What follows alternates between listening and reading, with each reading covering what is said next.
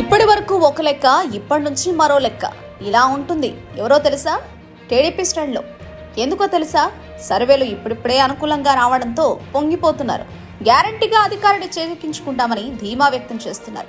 పార్టీలన్నాక, ఎన్నికలన్నాక అన్ని పార్టీలకు గెలుపుపై ధీమా ఉండడం సహజం. కానీ సర్వేలను పరిగణలోకి తీసుకుని గెలుపుపై ధీమాకు రావడం కాస్త అతిగానే ఉంటుంది. ఇప్పుడు తాజాగా India today C voter survey చూసి టీడీపీ జబ్బలు చరుచుకుంటోంది. కానీ ఇదే సర్వే 2019 ఎన్నికల్లో సైతం బోల్తా పడిన విషయాన్ని మర్చిపోతోంది.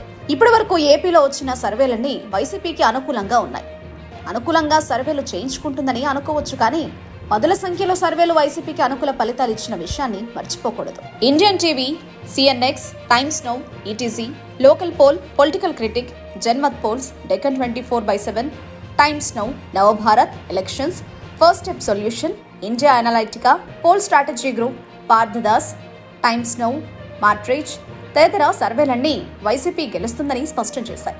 ఇప్పుడు వాటికి భిన్నంగా India today C voter survey టీడీపీకి అనుకూలంగా ఫలితాలు ఇవ్వడం విశేషం. 2019 ఎన్నికలకు ముందు ఇదే సీ ఓటర్ సంస్థ ఏపీలో మరోసారి టీడీపీ అధికారంలోకి వస్తుందని స్పష్టం చేసింది.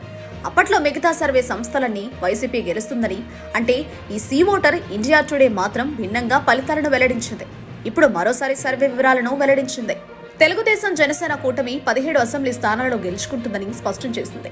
వైసీపీ 8 స్థానాలకు పరిమితమవుతుందని తేల్చింది. ఇప్పుడు ఇవే సర్వే ఫలితాలతో తెలుగుదేశం పార్టీ సంబరాలు చేసుకుంటోంది. దీనిపై సోషల్ మీడియాలో పెద్ద ఎత్తున ప్రచారం చేస్తోంది. అయితే నెటిజన్లు భిన్నంగా కామెంట్లు పెడుతున్నారు.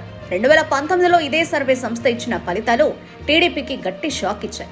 ప్రజలు మీకంటే తెలివైన వాళ్లు చంద్రబాబు, ఫేక్ సర్వేలతో ప్రజల్లో మార్పు తేలేరు అంటూ అందరూ ఇండియా టుడే సర్వేపై మండిపడుతున్నారు. ఇండియా టుడే సర్వే 25కి 25 ఎంపీ సీట్లు దక్కుతాయని చెబితే ఇక టీడీపీ ఆగేది కాదని, ప్రచారం కూడా చేయదని, భ్రమలు కల్పించవద్దంటూ టీడీపీ అభిమానులు ఈసడించుకుంటున్న పరిస్థితి నెలకొంది.